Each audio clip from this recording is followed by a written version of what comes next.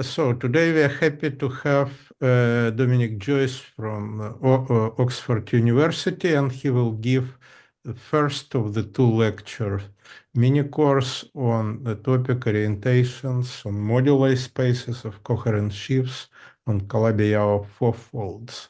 So Dominic, please. Thank you, and thank you for inviting me. So everything I'm going to talk about is joint work with my collaborator, Markus Upmeier. And you can find a rather long, kind of 200-page paper or book on the archive from last month, which is tells you everything you might want to know.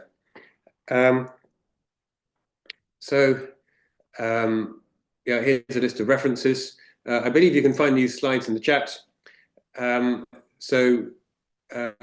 Here's our big paper. So some other things which are relevant are papers by Borisov and myself and by Owen Thomas are about virtual classes for Calabi-Yau fourfold moduli spaces. This is a paper I'll talk about later, also to do with orientability of moduli spaces of coherent sheaves on Calabi-Yau fourfolds. And this is a paper by Markus Upmeier, which is a prequel to this big paper here. So let's talk about let's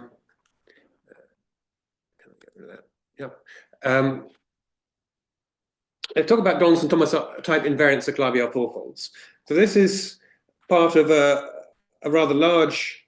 There's a lot of background to this talk, which I'm not going to have. I'm only going to be able to cover very, very briefly. So let's suppose that.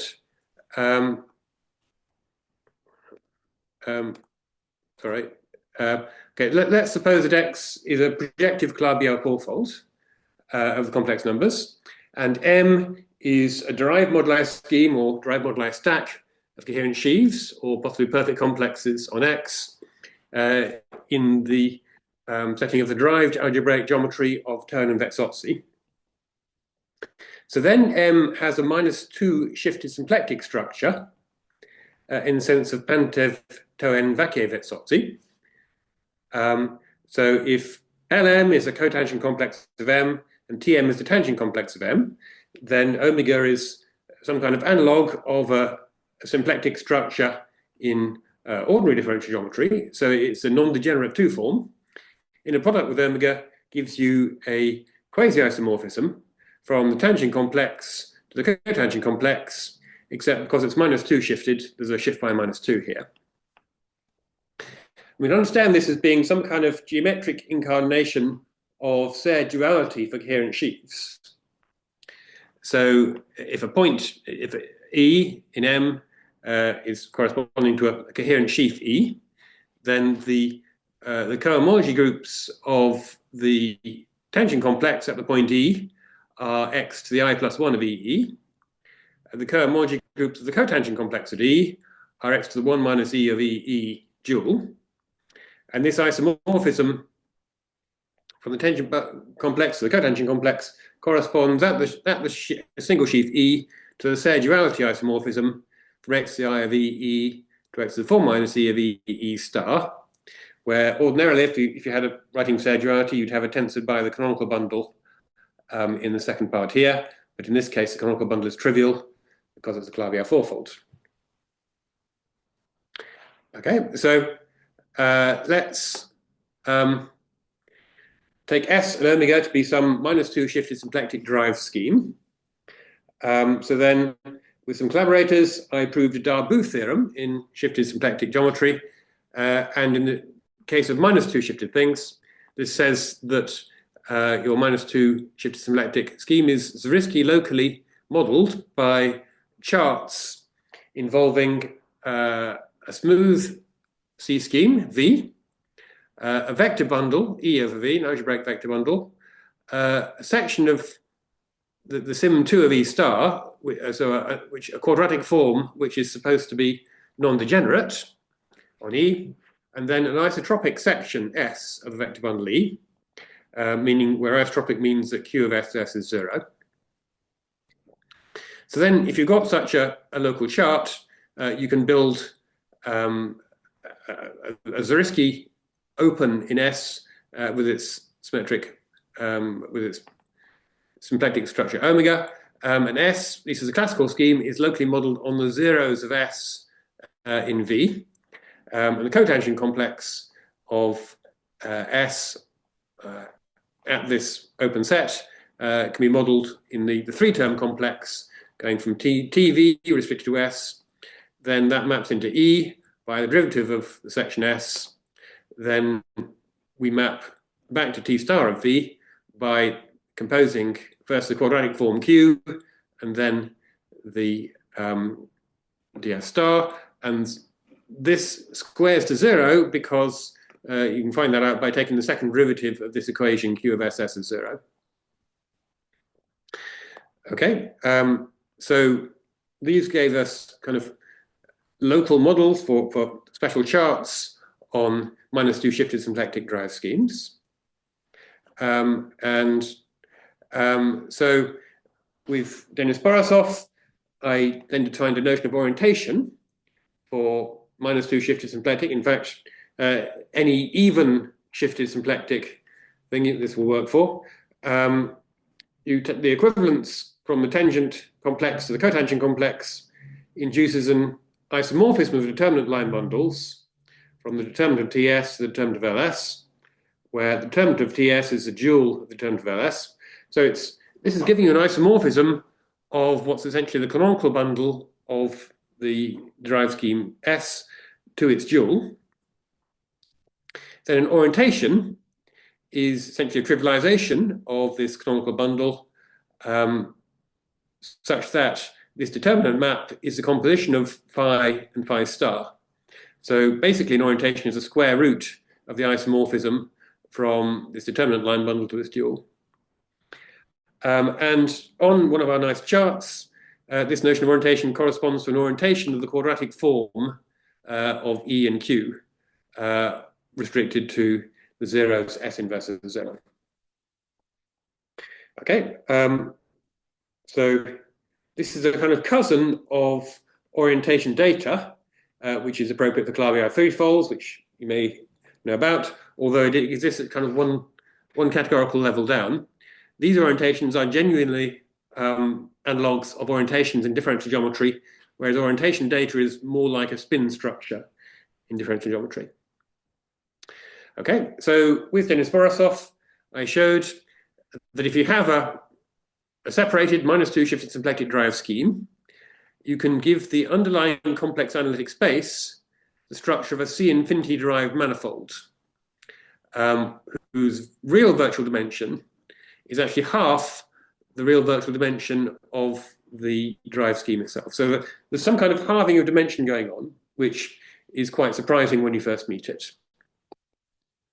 And orientations for the -2 shifted symplectic thing in the way I've just explained correspond to all orientations of this derived manifold in the natural sense of derived differential geometry.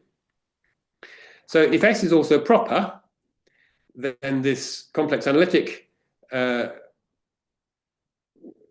topological space, and therefore this derived manifold is also compact. And if it's compact and oriented, it has a virtual class in the homology of the underlying complex analytic topological space. Is it compatible? I mean, I remember some other people tried to define by different means this virtual class.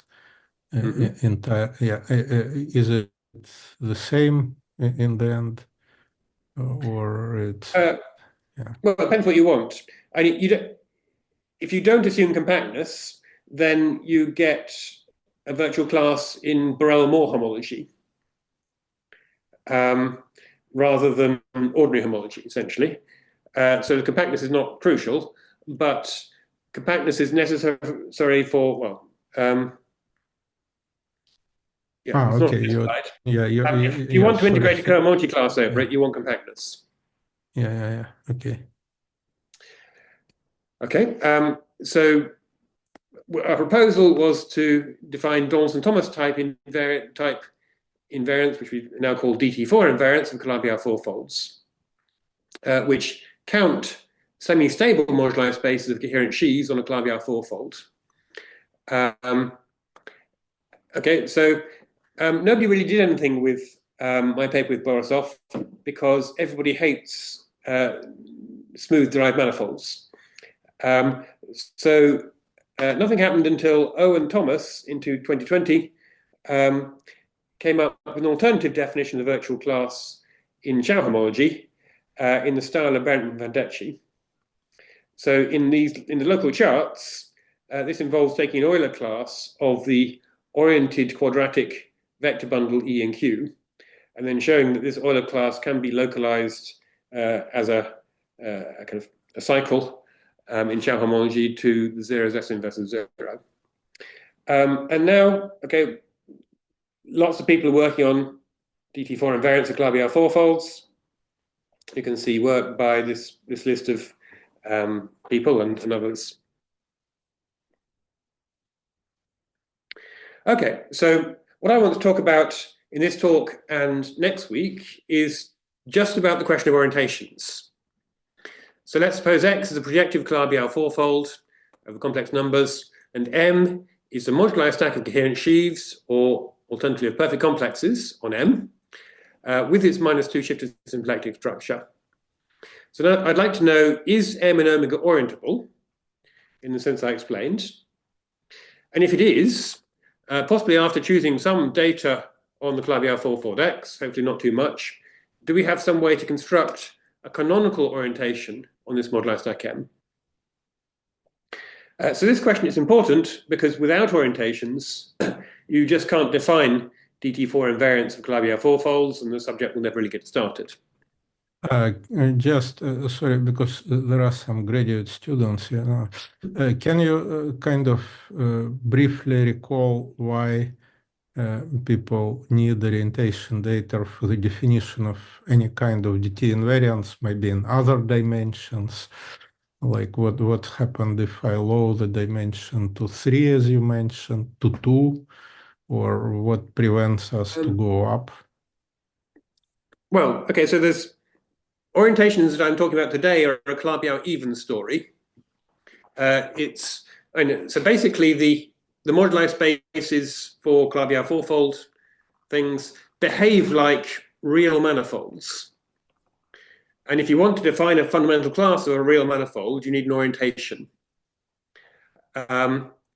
There is a parallel story for Calabi-Yau odd moduli spaces, including particular Calabi-Yau 3 moduli spaces.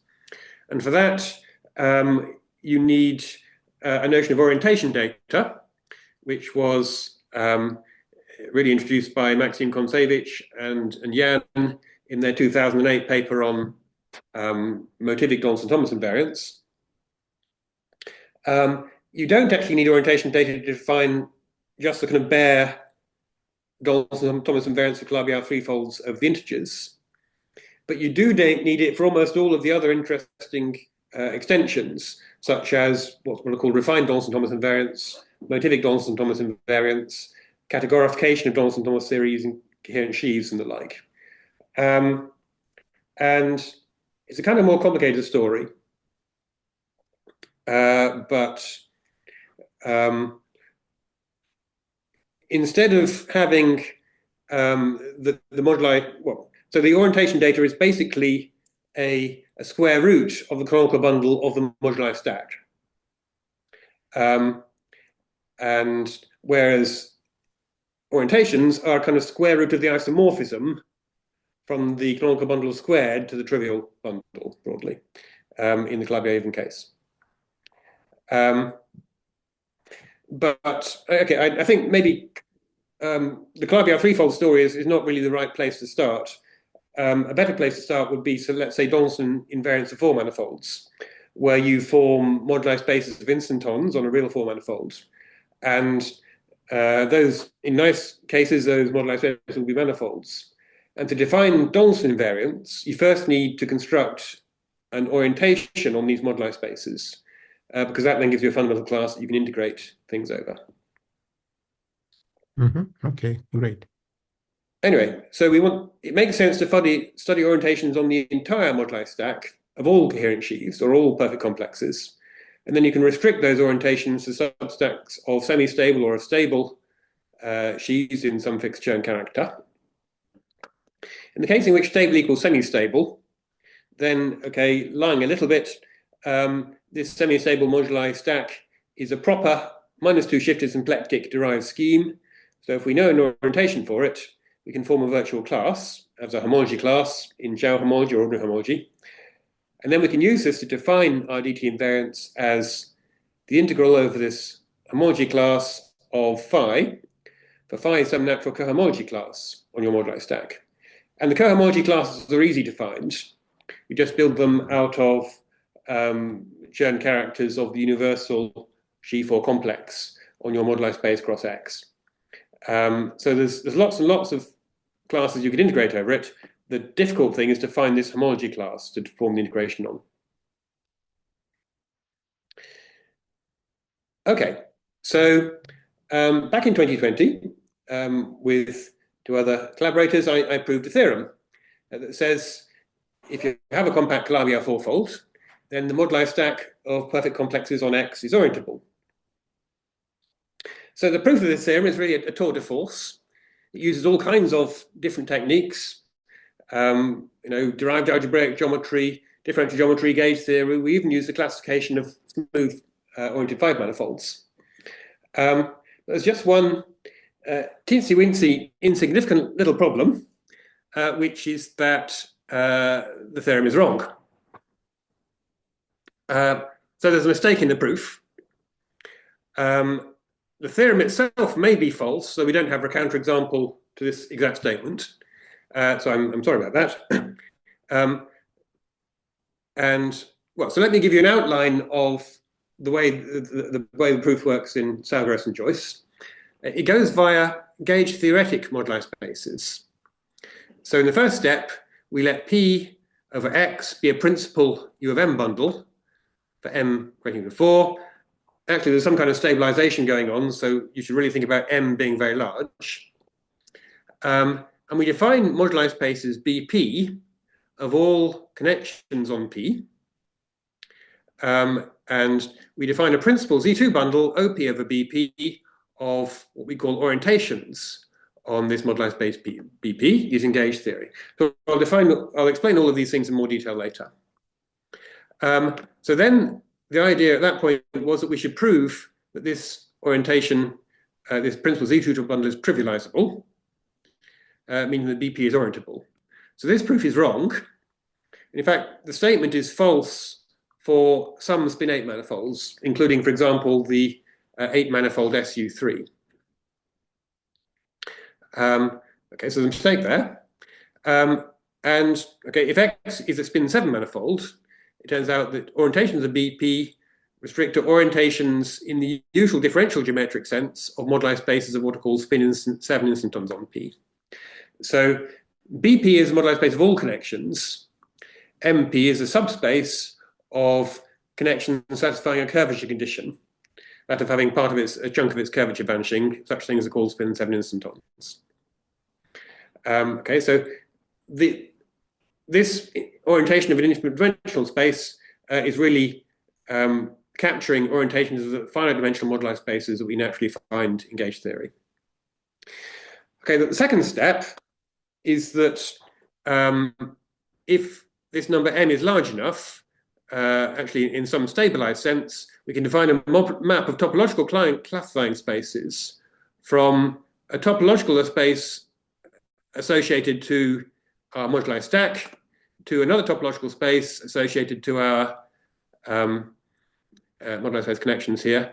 I've kind of oversimplified a bit by not explaining the stabilization as m goes to infinity here.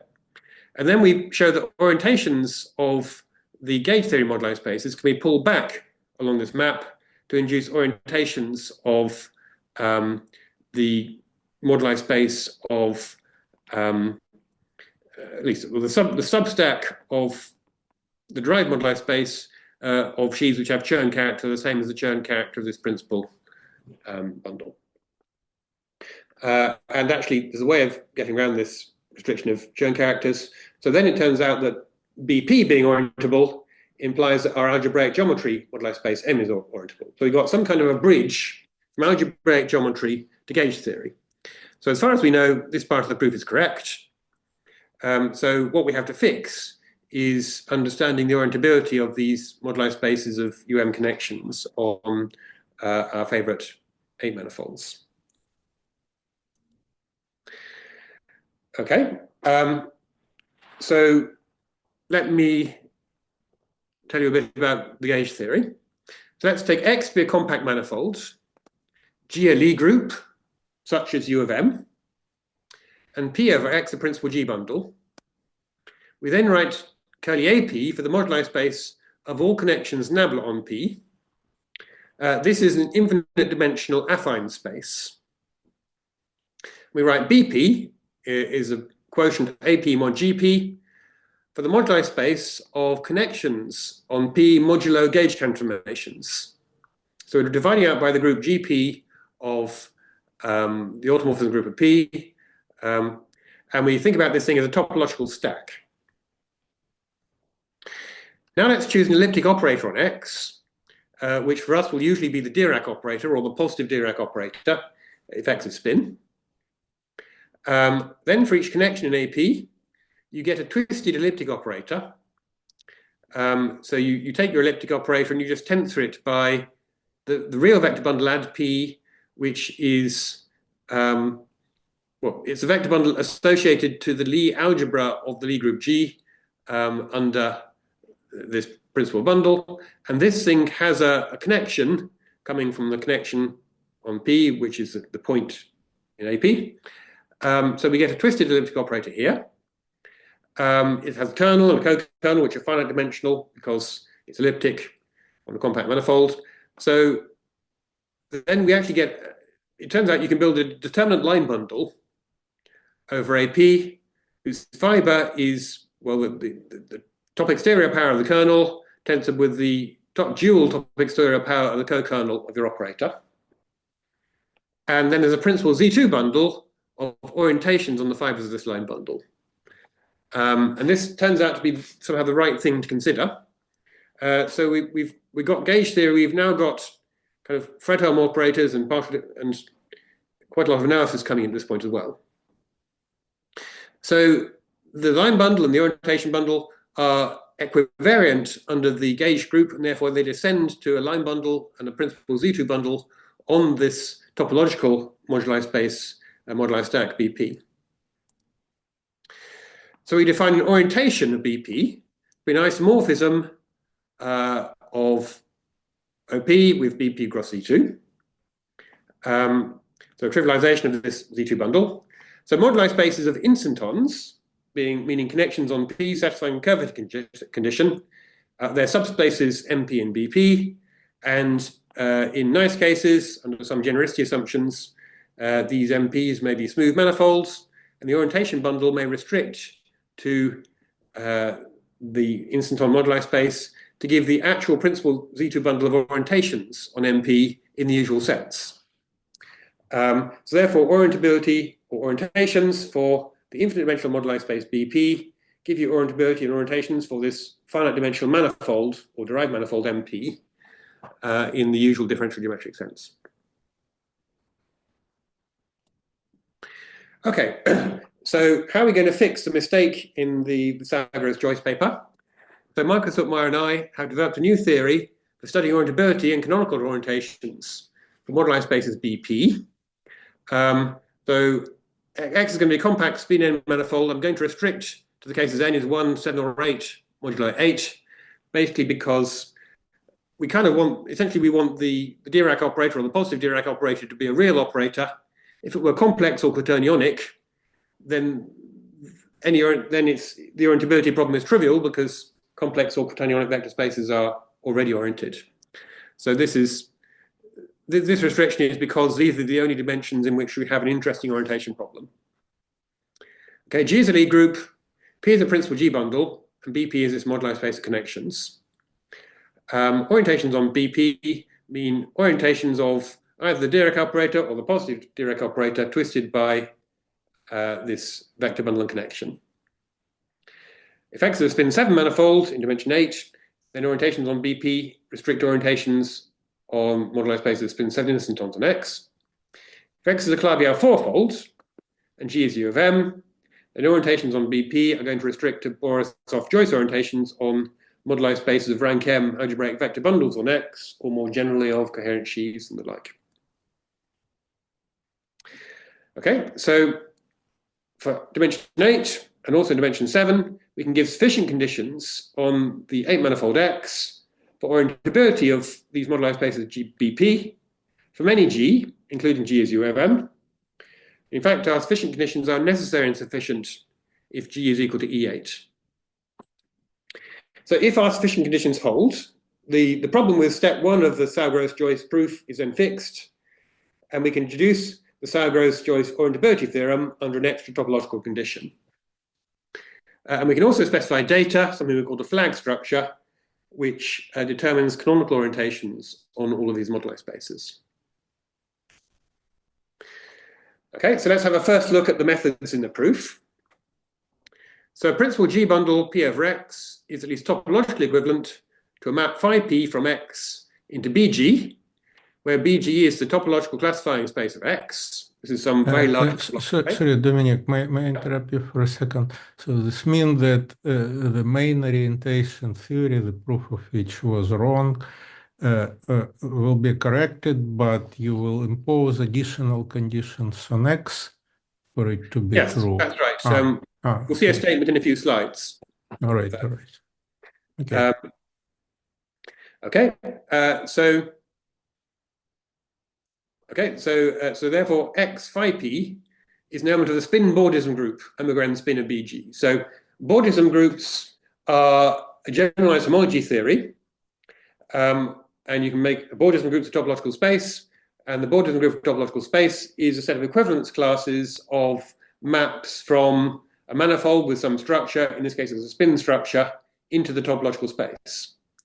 So now orientability of BP is going to depend upon the monodromy of the orientation bundle around a loop, gamma, from S1 into BP. And gamma is equivalent to a principal G bundle Q over the product X across the circle. That now gives you a map phi Q from X cross S1 into BG. So therefore a spin bordism group X cross S1 in this n+1th spin bordism group of the classifying space BG. Phi Q is also equivalent to a map psi Q from X into the loop space of BG. So therefore, this determines a bordism class in the nth spin bordism group of this loop space. So BG is already infinite dimensional. The loop space of BG is even bigger. It's a really huge topological space. And so and then this thing is the image of X psi Q under a map from there to there. So it turns out that, or at least a class of orientation problems for these moduli spaces BP factor via these bordism groups of BG and of LBG in a certain sense. Some given X, we can show that moduli space BP is orientable for all principal G bundles P over X, if and only if certain bad classes in the nth spin bordism group of the loop space cannot be written as this particular manifold X and then some unknown map psi from X into LBG. And if there aren't any bad classes, then you can prove orientability for all X and P. And it turns out this often happens when n equals 7. And we need to compute these spin bordism groups of these very big topological spaces using algebraic topology. Okay. For certain kinds of morphisms of Lie groups, what I call morphism of complex type, if P is a principal G bundle, there's an associated principal H bundle, and an orientation for BQ can be pulled back to 1 for BP. So therefore, you can, if you know orientability for H bundles, then you can deduce orientability for G bundles. So using complex type morphisms from SU8 to E8 and from SUM to SUM primed, from M less than M primed, we can show that if you have a spin 8 manifold and you know orientability of BQ for all principal E8 bundles Q, you can deduce orientability of BP for all principal UM bundles P. So therefore, to solve the Calabi-Yau 4 orientability problem, it's enough to understand the orientability problem for E8 bundles. Now, there's a 16 connected map from BE8 to KZ4, where KZ4 is the Eilenberg-MacLane spaces classifying classes in the integral 4 cohomology. So therefore, these spin bordism groups are isomorphism if n is less than 16, and for the loop space, they're isomorphic as n is less than 15. And using this, we can reduce orientability questions for E8 bundles to things related to 4 cohomology, to things which are computable using cohomology and cohomology operations on your 8 manifold X, in particular, Steenrod squares. And the proofs are going to involve lots of complicated calculations of bordism groups in algebraic topology, spectral sequences, and so on. Okay, so let me take you through the statements of some main results. So this is part of a bigger program. Today I'm only going to talk you through the results in 8 dimensions, which are relevant to the DT4 invariants of Calabi-Yau 4-folds, and say a tiny bit extra on orientability of moduli spaces of spin 7 instantons. But our theory, well, it can tell you something in all dimensions. And we also have results on orientability of moduli spaces of submanifolds. So, for example, moduli spaces of Cayley-4 folds in the spin 7 manifolds. Okay, so let X be a compact oriented spin 8 manifold. And we're going to impose this condition. I'm going to call it condition star. It says that suppose that alpha is an integral 3 cohomology class on your 8 manifold X. We write alpha bar for the mod 2 reduction of alpha in the Z2 cohomology group, the third Z2 cohomology group of X. Now, Steenrod squares are some kind of functorial cohomology operation. The Steenrod square 2 maps from H3 of something comma Z2, or H anything of something comma Z2 into H anything plus 2 of Z2. So we can take the Steenrod square of this class alpha bar in H5 of X Z2. Then we can look at the cut product of alpha bar and its Steenrod square. This is now an 8-dimensional cohomology class over Z2. So we can take its integral over X. That gives you an element in Z2, so it's either 0 or 1. The condition is that for all alpha in this integral cohomology group, this should give you 0 and not 1 in Z2. Okay, so this is not true for all spin 8 manifolds. The compact 8 manifold SU3 is a counterexample to this, for example. There is a 3 cohomology integral cohomology class on SU3 such that this integral is 1 and not 0. Okay, so here's our theorem. So let's suppose our compact spin 8 manifold satisfies this condition star, and let G be a compact Lie group out of this list, where for the last 3 we're allowing any m greater than 1. Then BP is orientable for every principal G bundle P over X. So in fact, if G is E8, then this is true if and only if the condition star holds. So if condition star does not hold, then there will be some principal E8 bundle, actually the trivial E8 bundle will do, for which BP is not orientable. And actually, once you've proved the theorem for E8, all the rest of these theorems you can prove by a combination of the thing I told you about complex type morphisms, because a whole bunch of these things have complex type morphisms into EH, and a few other facts to do with stabilization as M gets larger for these groups here, and the story for abelian groups, which is trivial.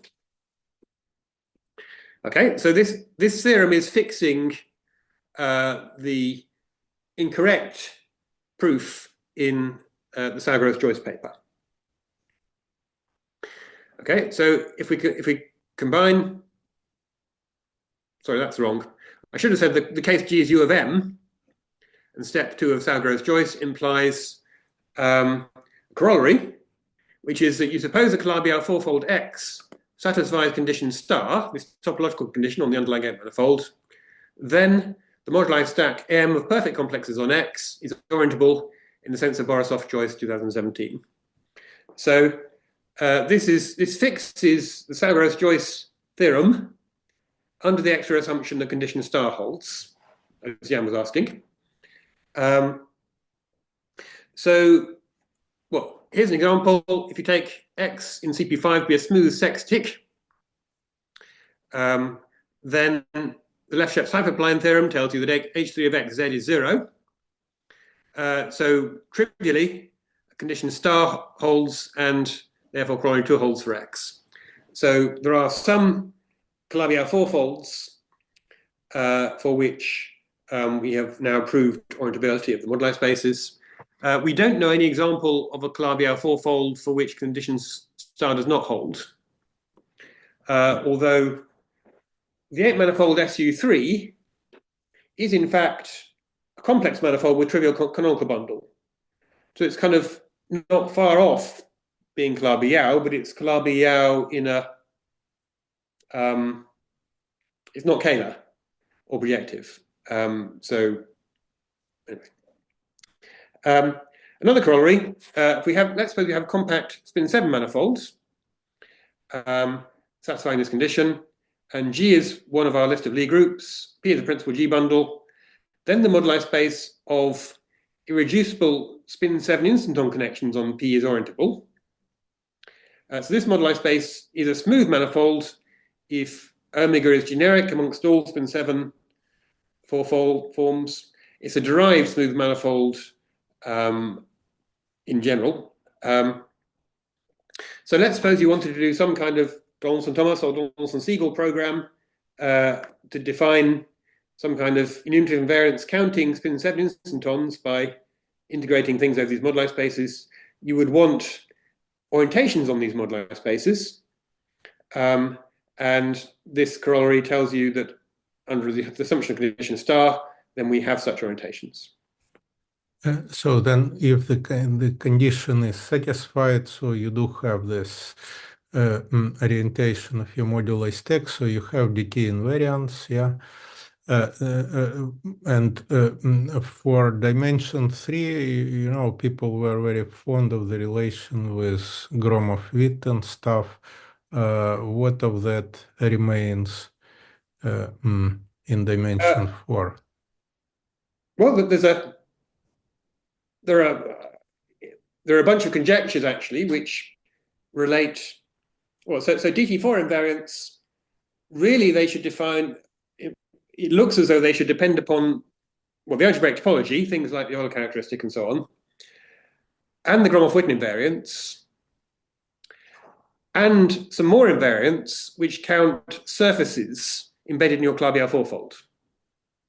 So, and there's a lot of work on DT4 invariants, and it looks as though, well, so basically, for Calabi-Yau threefolds, everything depends upon Gromov-Witt invariants because those are the only invariants in complex codimension 2 and lower. For Calabi-Yau fourfolds, you should be looking at, in principle, everything should sort of depend upon things counting things in complex codimension 2 and lower. That means you count points, which is basically about the algebraic topology, Euler characteristics, and so on. You count curves, which is Gromov-Witt invariants, and you count surfaces. So currently, it looks as though there are invariants counting complex surfaces embedded in Calabi-Yau fourfolds, which are unrelated, probably unrelated to Gromov-Witt invariants. That's just a guess. Okay. Okay. So so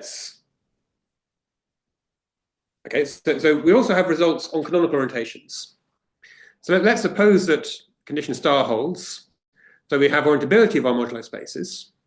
So then we can ask, what extra choices do we need to make on X to define canonical orientations on these moduli spaces, BP or the algebraic moduli spaces of M? In the gauge theory story, it helps to do something which we call normalizing the orientation bundles. So we take X be a spin 7 manifold, P a principal G bundle, and OP the orientation bundle. The normalized orientation bundle is the orientation bundle tensored over Z2 with the orientation at the trivial flat connection on the trivial bundle. So we kind of twist by this particular Z2 torsor. So then this OP is automatically trivial at the flat connection, at the trivial connection on the trivial bundle. And then, so this is kind of an orientation for this thing is the same thing as an orientation for the index of the Dirac operator, the positive Dirac operator, tensored by the Lie algebra of G. So then we show that these normalized orientations are determined by a choice of flag structure, which I'll explain a little about in the next slide. So therefore, if you want to do orientations rather than normalized orientation, you will also need a sort of a once and for all choice of orientation of this particular real line bundle. So if X is a Calabi-Yau fourfold, there's actually a natural orientation for the for this positive Dirac operator, so we don't need a second choice. So let's talk about flag structures. So I introduced flag structures in 2018 on 7 manifolds, and I used some kind of algebraic topological structure, which in 7 dimensions, it's all about normal bundles of 3 submanifolds of your 7 manifolds. And then I showed that if you choose a flag structure on your 7 manifold, it's an algebraic topological structure, it induces orientations on modular spaces of associative threefolds, and then with Markus Upmeier, we showed that it induces moduli spaces of orientations on moduli spaces of G2 instantons on compact G2 manifolds.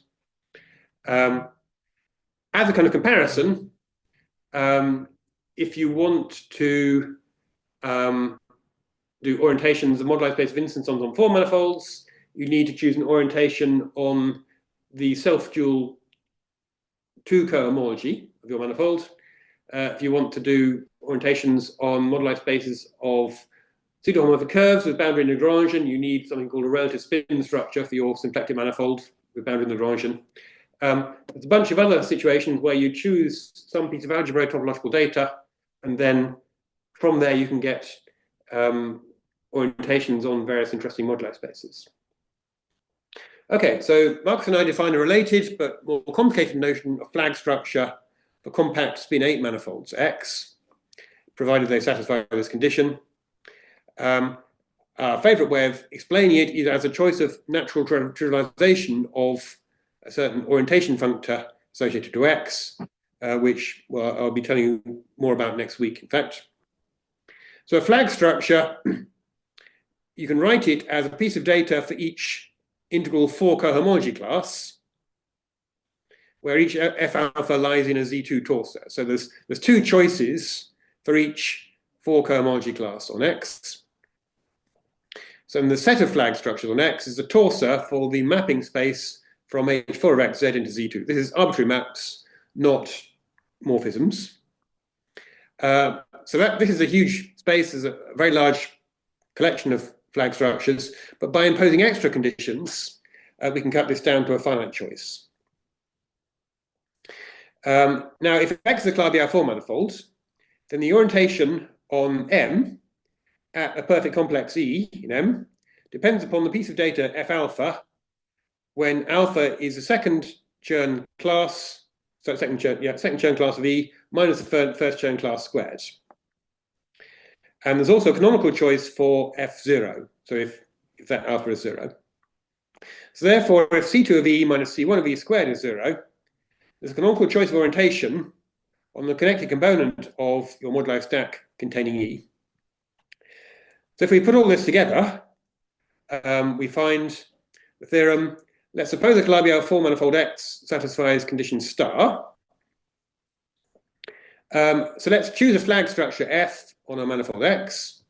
This is a piece of Algebraic topological data. Then, given that, we can construct a canonical orientation on the moduli stack M of perfect complexes on X. And on the open and closed substack of perfect complexes for which C2 minus C1 squared is 0 in the 4 cohomology, we can define this canonical orientation without choosing a flag structure.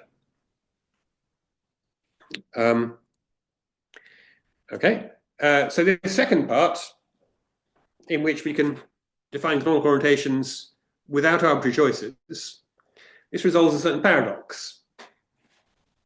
Because there's a whole bunch of conjectures in the literature by Arkady Boyko, Laurent Sau, Martin Kuhl, Davesh Malek, Yukinobu Toba, and maybe some other people, which have the general form that some conventional invariant of X is equal to a DT4 invariant of X, maybe after some variable change in a power series or whatever. So I think something like the MNOP conjecture for Calabi-Yau threefolds and so on. So the left-hand side might involve something like the Gromov-Witten invariants of X. Left-hand side needs no choice of orientation, but the right-hand side, the DT4 invariant, does need a choice of Borisov-Joyce orientation in order to determine the sign. Now, all of these conjectures are really about sheaves on points and curves. So they might be to do with Hilbert schemes of points, or a Calabi-Yau fourfold version of the n-manifold conjecture, or the correspondence between Donaldson-Thomas and Panday-Tormes invariants, and so on.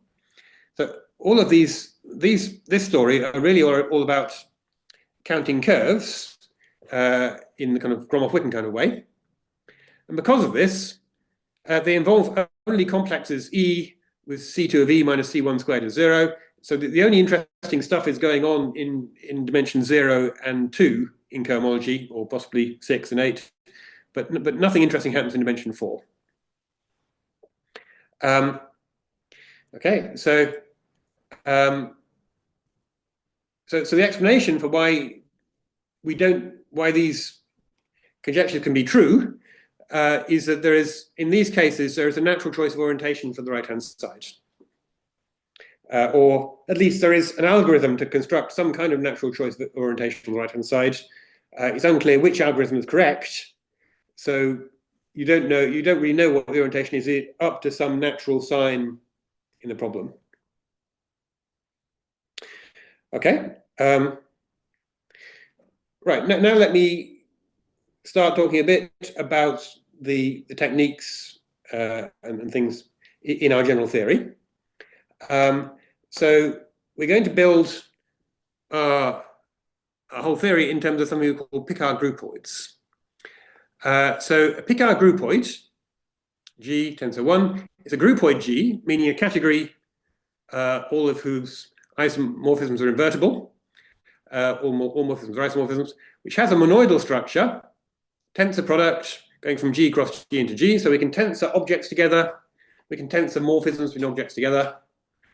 This monoidal structure is supposed to be symmetric and associative up to some coherent natural isomorphisms, which we don't include in the notation. We want there to be an identity object for this monoidal structure, 1, so that 1 tensor X is isomorphic to X tensor 1 is isomorphic to X for all X and G. And we want objects to be invertible up to isomorphism. So for every X and G, there should exist another Y and G such that X tensor Y is isomorphic to 1, and then Y tensor X is also isomorphic to 1 because it's symmetric. So, okay, so you could call Picard groupoids abelian two groups, because they are really a kind of two categorical notion of abelian group. So they are classified up to equivalence by triples of three things. Pi 0 and pi 1 are abelian groups. And Q is a map from pi 0 to pi 1. It's a map which is both linear, meaning a group morphism, and quadratic, meaning it's the restriction to the diagonal of a quadratic, of a bilinear map from, or biadditive map from pi 0 to pi 1. Okay, such maps are actually fairly rare. You usually only get an interesting non-trivial map if the right-hand side is something like Z2 or a Z2 vector space, because linear maps can also be quadratic between Z2 vector spaces. Okay, so to this triple G tends to 1, we can associate the abelian group pi 0 of isomorphism classes of objects X in G with a multiplication just given by the tensor product. Pi 1 is the group of automorphisms of the identity object, which turns out it's forced to be abelian, and then Q is defined in some complicated way. Okay, so then symmetric monodal functors F going from between two Picard groupoids. They're functors F from G into G primed with appropriate coherent isomorphisms, so they have to preserve the tensor product and the identities up to the appropriate isomorphisms. Symmetric monodal factors are classified up to monodal natural isomorphism by a pair of group morphisms F0 and F1 from the pi 0s to the pi 1s, which commute with these linear quadratic maps Q. Okay, so this is some rather algebraic structure. We're going to define Picard groupoids using geometry. So our theory uses special examples of Picard groupoids we call bordism categories. And here's an important example. Let's take G to be a Lie group, n, any positive number. We define a Picard groupoid, which we're going to be called board n spin of BG, for reasons that might become apparent later. This will have objects, pairs X and P, where X is a compact spin n-manifold, and P is a principal G bundle over X. Morphisms Y and Q from two such pairs are equivalence classes of a compact n+1, a compact spin n+1 manifold Y, whose boundary of Y is X0 cup X disjoint union X1, where X0 has its orientation reversed. Incidentally, when I say a spin manifold, for me, a spin structure includes an orientation. And the principal G bundle Q over W, which restricts on the boundary to P0 cut P1. And there's an equivalence relation upon such pairs, which involves n+2 dimensional bordisms between two choices of Y and Q in some kind of a manifold with corners kind of sense. If you want to compose two such morphisms from X0 to P0, from X0 to X1 and X1 to X2, you glue together Y and Y primed along X1, and you glue together Q and Q primed along P1. And okay, so that you can make that a well-defined operation. Monodal structure is just disjoint union of spin manifolds and disjoint union of the corresponding principal G bundles. What is W, sorry? W. Sorry. You have a principal G bundle. Oh, sorry, that's a mistake. That should have been Y. Okay. That's just a misprint. Okay, so this geometrically defined Picard groupoid is a Picard groupoid. Its classifying data is pi 0 is the nth spin bordism group of the classifying BG. Pi 1 is the n+1th bordism group. And this linear quadratic map is essentially, you can get from here to here by taking the product with the circle with the non-bounding spin structure. So here I'm using spin bordism. This is a general homology theory, and BG is this classifying space. So this is a very geometrically defined thing, but if I was able to compute these spin bordism groups, they tend to be things like z cubed or z2 to the fifth or something like that. They're usually relatively simple, finite rank abelian groups. If I could compute the spin bordism groups, I would understand my bordism group, my bordism category very explicitly. And then essentially everything could be generated by some basis for the abelian groups here. If I understood what happened to some certain basis vectors, then I would understand everything. Okay, another example. The groupoid of Z2 torses is a Picard groupoid with 0 and Z2 as its invariants.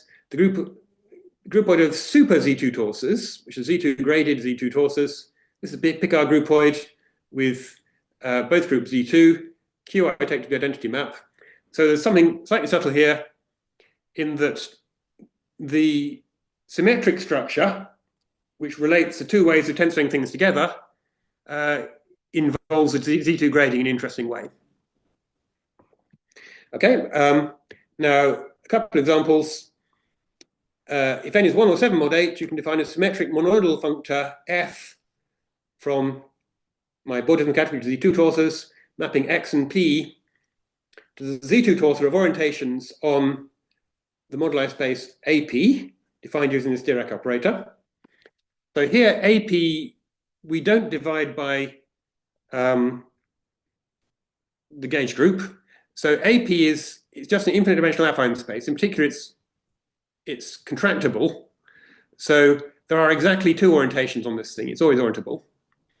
We can do the same thing in mod 8, for dimensions mod 8, using the positive Dirac operator. And now we have to use Z2 torsors and Z2 grade them with degree, the index mod 2.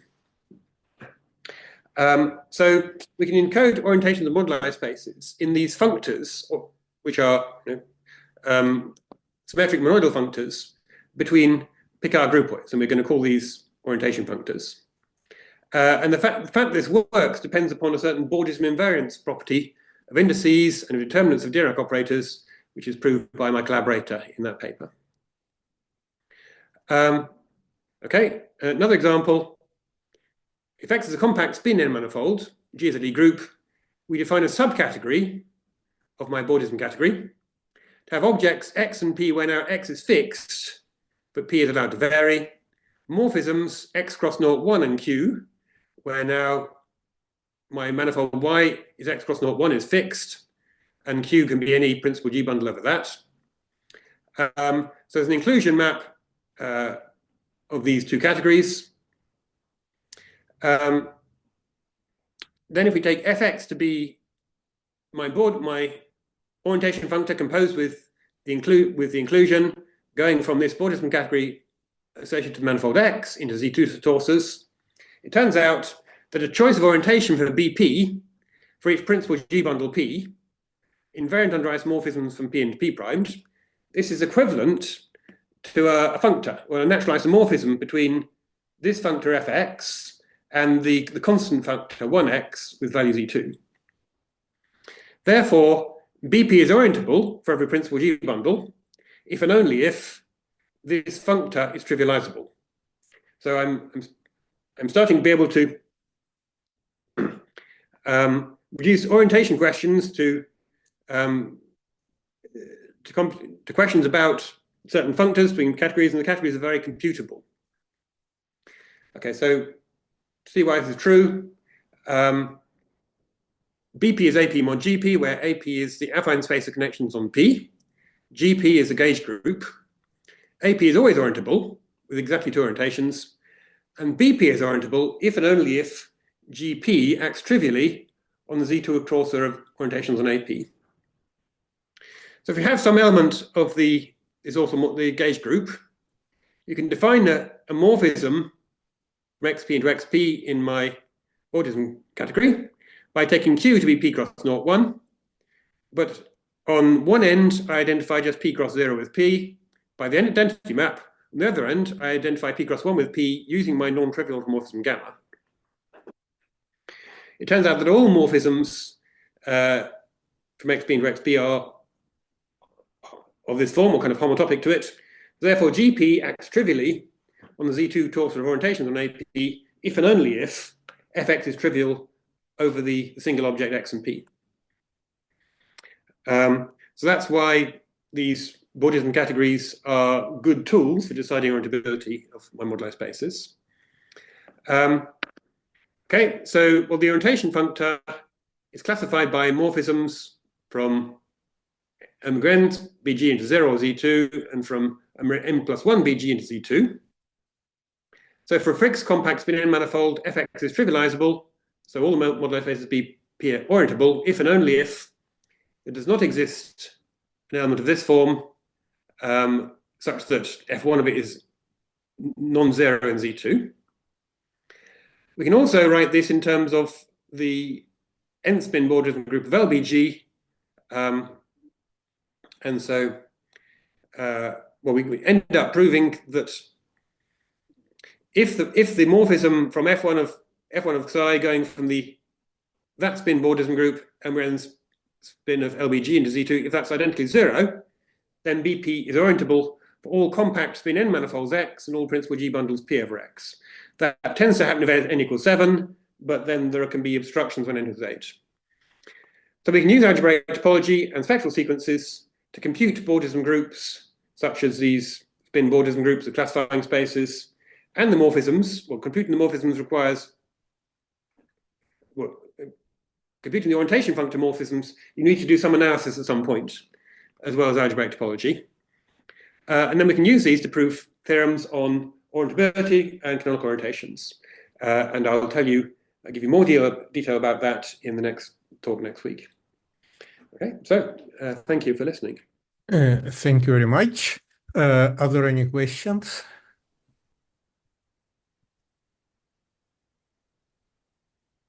Yes, I do have a few questions. On your star condition earlier, and you took a few examples of the Lie groups, Yeah. the E6, 7, 8, and also G2. Yeah. And how about other groups? Well, where are they gone? I know non-orientability for some, well, yeah. Where are they gone? Yeah, there's my list. Yeah, so we can prove non-orientability for some other things. So the group SP2, for example, or the group SPM for m greater than 2, that we have an example of an 8-manifold for which condition star does hold, but orientability fails. So, so in principle, our methods should enable you to compute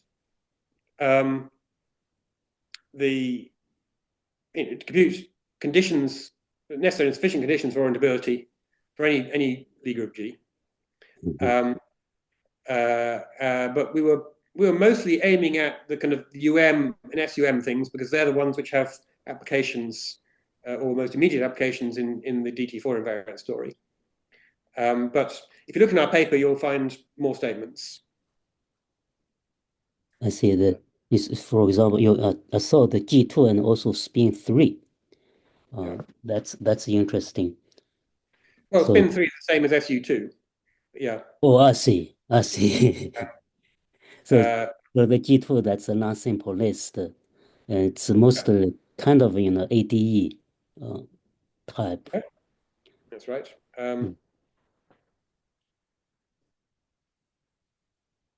So for the other dimension orthogonal spin groups, so yeah, well, the condition won't be true, or I think this is not the right condition. I see. For other Lie groups. For other Lie groups, you're going to want a different condition.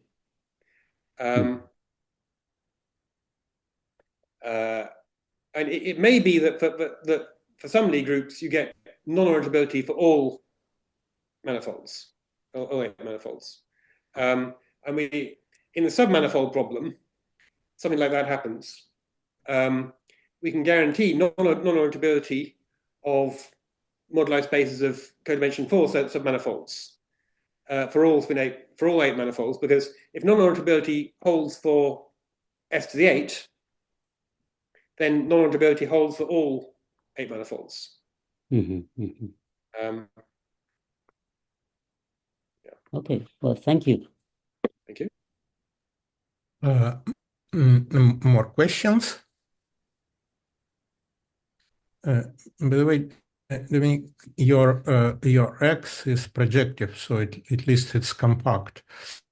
And your invariants, your moduli space, it's a moduli space of perfect complexes on X. Now, if kind of I consider a non-compact Calabi-Yau for, and of course I have in mind C4, yeah, and consider, I don't know, like maybe compactly supported perfect complexes or something else, I even cannot formulate it precisely. Either a version of the story and DT invariants. Yes, there is, or there should be. So orientations are well. So you can ask this for a non-compact Calabi-Yau fourfold and for compactly supported coherent sheaves or perfect complexes. There is a lot of the story just goes through. In principle, you can define DT4 invariants. So Arkady Boyko, who was my PhD student, generalized Cao-Gross-Joyce to the non-compact case in his thesis. So he proved an orientability theorem for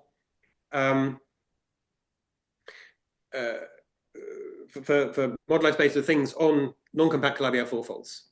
Unfortunately, his proof was based on our proof, which has a mistake.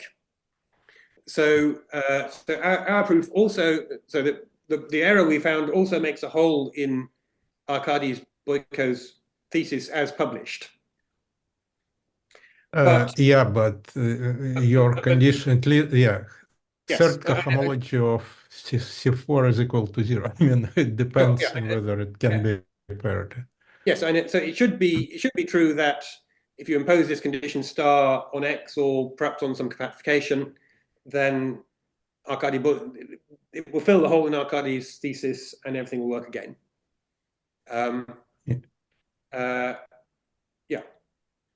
So, for example, it will be true that if you have a non-compact Calabi-Yau fourfold which admits a compactification to a compact spin 8 manifold satisfying this condition, then the extra work that Arkady did will prove orientability. I'm not myself intending to write that. I'm hoping Arkady will fix the problem in his paper. The problem, of course, which is our fault, not his. So the approach should still work for compact toric Calabi-Yau, so non-compact toric Calabi-Yau fourfolds, for example. In his story, my question, of course, is motivated by that story with Nekrasov's instantons, and action of some vertex algebra, which we did with Rabchak, Yang, and Zhao for 3 Calabi-Yaus, but for 4 Calabi-Yaus, probably your vertex algebra should appear. Is it the case? Yes. Yeah, and so there should be a story. So my big paper on invariants should extend to Calabi-Yau fourfold and Calabi-Yau fourfold virtual classes. I didn't put that in the paper except as a kind of speculation, because when I wrote it, there were some missing tools for Calabi-Yau fourfold virtual classes, including, for example, GM localization for Calabi-Yau. Now I believe Arkady is essentially filling in the gaps in order to have a complete theory of DT4 invariants, which would involve my vertex algebra as part of the story. Yeah, probably, and for GM localization, probably this technique of Adil, Han, and Kinja, and maybe Boykov, I don't remember. Maybe it will work. Yeah. Okay, great. Now more questions. So can I just add something to what you were saying? So go ahead. the Nekrasov thing, you were probably caring about the orientations at each Z2 fixed point in the C4 instant on moduli space. So our orientability result is really not very helpful. And it tells you that there is some global orientation, but when you restrict to the fixed points, instead of having one connected component, you've got many connected components. And our theory doesn't tell you anything about which is the right orientation at each Z2 fixed point. So it's it's a kind of theoretical tool, but it's not going to help you much if you're trying to do things like computing invariants via GM localization. Yeah, maybe not computing, but proving that something, I don't know, like is a highest vector in some representation space for which I need orientation in order just to make sense of the virtual fundamental class. Yeah, okay. Okay, yes, thank you. Now, other more questions? If not, thank you, Dominic, and we're looking forward for your second lecture. Thank you. Okay, thank you. Goodbye. Bye.